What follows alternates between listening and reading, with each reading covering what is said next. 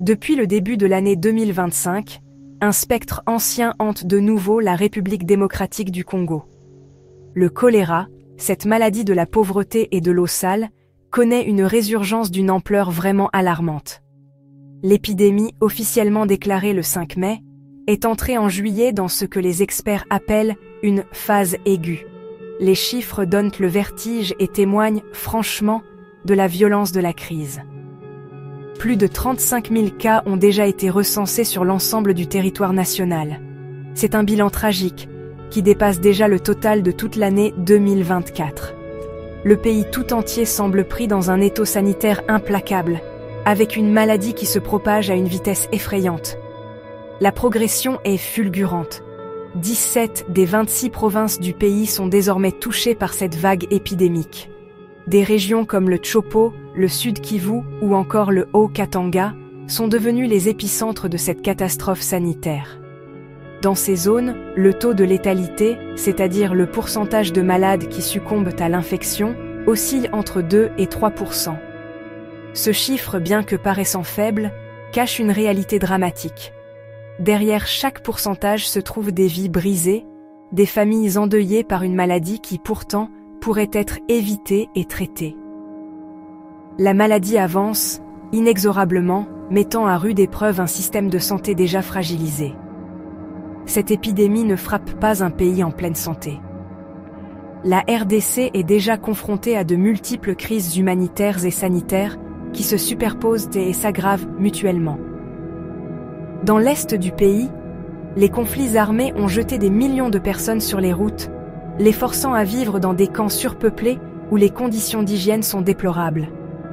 En parallèle, d'autres épidémies comme la rougeole et le Mpox, aussi connues sous le nom de variole du singe, mobilisent déjà une part importante des ressources médicales. Le choléra vient donc s'ajouter à ce fardeau, poussant les structures de santé au bord de la rupture et compliquant davantage la réponse des autorités et des organisations humanitaires. Le choléra est une bactérie qui se transmet principalement par l'eau ou les aliments contaminés. Elle provoque des diarrhées aiguës et des vomissements, entraînant une déshydratation sévère qui peut être fatale en quelques heures si elle n'est pas traitée. La rapidité de la dégradation de l'état du patient est l'un des aspects les plus terrifiants de cette maladie. Cette résurgence massive rappelle de manière brutale que l'accès à l'eau potable et à des installations sanitaires de base n'est toujours pas une réalité pour des millions de Congolais. La maladie met en lumière les inégalités profondes qui traversent le pays, où le lieu de naissance et les conditions de vie peuvent déterminer les chances de survie face à une infection. Si vous souhaitez soutenir la diffusion de ces informations essentielles, abonnez-vous à la chaîne et likez cette vidéo. Cela aide vraiment à sensibiliser davantage de personnes à cette crise. Merci pour votre soutien. Au cœur de cette crise nationale, la situation de Kinshasa est particulièrement préoccupante. La capitale, une mégalopole tentaculaire de plus de 15 millions d'habitants, est devenue l'un des points chauds de l'épidémie. Chaque semaine, les structures de santé enregistrent environ 130 nouveaux cas. Ce chiffre constant illustre une transmission active et continue au sein de la communauté. Loin d'être épargnée, la capitale paie un lourd tribut. Les quartiers populaires, densément peuplés et manquant d'infrastructures de base, sont les plus vulnérables. Le choléra s'y installe et prospère, transformant le quotidien des habitants en une lutte permanente pour la survie. La ville suffoque sous la pression de la maladie. Le drame de Kinshasa se mesure aussi par un taux de létalité qui a atteint un pic effroyable de 9%. Ce chiffre, bien supérieur à la moyenne nationale, est un signal d'alarme majeur. Il indique que non seulement la maladie se propage, mais qu'elle tue de manière disproportionnée dans la capitale. Comment expliquer une telle mortalité ? Les experts pointent un facteur terrible. 80% des décès surviennent à domicile, dans la communauté, avant même que les malades n'aient pu atteindre un centre de santé. Les victimes meurent loin des soins, faute d'un accès rapide à une prise en charge médicale. C'est une course contre la montre que de nombreuses familles perdent, faute de moyens ou d'informations. Face à cette urgence, les autorités tentent de réagir. Le gouvernement a annoncé l'ouverture de nouveaux centres de traitement du choléra à travers la ville et a décrété la gratuité des soins pour tous les cas confirmés. Des lits supplémentaires et du matériel médical d'urgence ont été déployés dans les zones les plus touchées, comme au centre de santé de Pacajuma, avec le soutien de l'Organisation mondiale de la santé. L'objectif est de rapprocher les soins des populations et d'encourager les malades à se présenter dès les premiers symptômes. Mais le défi est immense, tant la demande est forte et les besoins sont colossaux dans une ville aussi étendue et complexe. La propagation rapide du choléra à Kinshasa est favorisée par un cocktail explosif de facteurs. Le surpeuplement des quartiers, où les familles s'entassent dans des logements précaires, accélère la transmission. La forte mobilité des habitants, qui se déplacent quotidiennement pour le travail ou le commerce, permettent à la bactérie de voyager d'un quartier à l'autre. Enfin, les inondations fréquentes, qui surviennent à chaque saison des pluies, contaminent les puits et les sources d'eau, mélangeant les eaux usées aux eaux de consommation. Dans ce contexte, chaque averse peut devenir un vecteur de mort et chaque déplacement un risque de contamination pour des millions de Kinois. Si vous souhaitez soutenir la sensibilisation autour de cette crise et ne rien manquer de nos prochaines vidéos, abonnez-vous à la chaîne et likez cette vidéo. Votre soutien compte. Pour comprendre l'ampleur de cette épidémie, il faut remonter à sa source. La cause principale de la propagation du choléra est tragiquement simple, le manque d'accès à l'eau potable.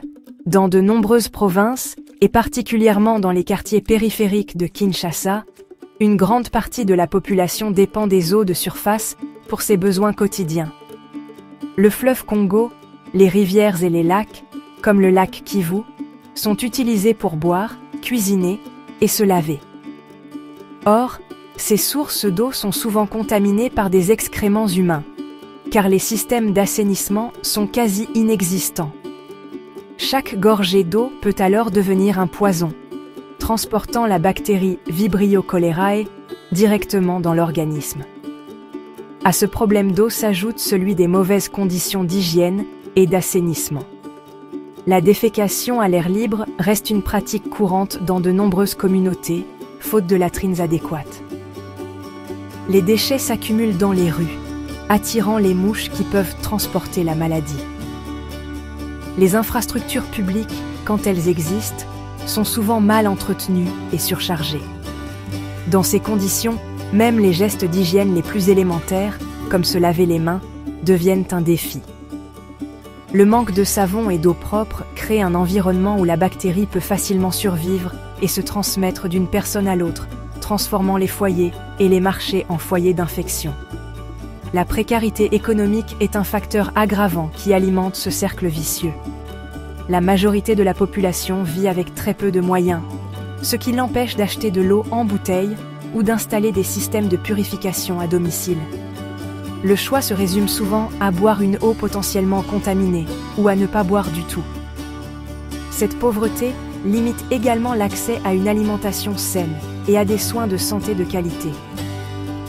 Quand la maladie frappe, de nombreuses familles n'ont pas les moyens de payer le transport vers un centre de santé ou d'acheter les médicaments nécessaires.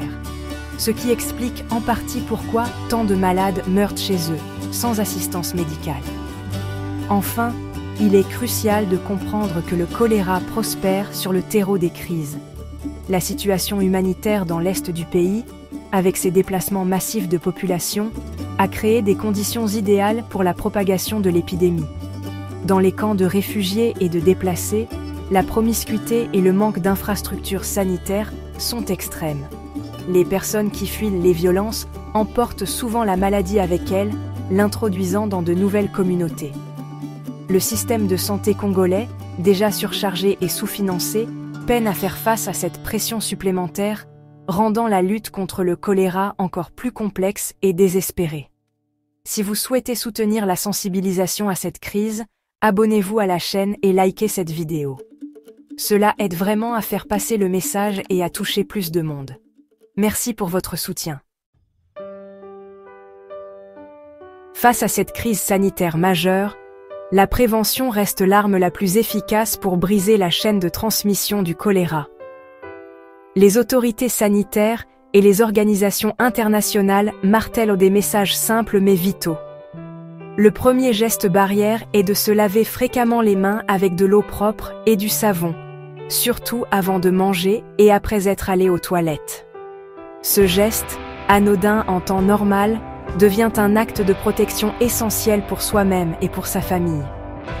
Il est également crucial de ne consommer que de l'eau qui a été rendue potable, soit en la faisant bouillir, soit en la traitant avec du chlore.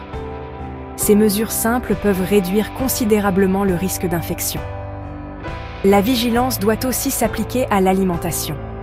Il est recommandé de ne manger que des aliments bien cuits et de les consommer encore chauds.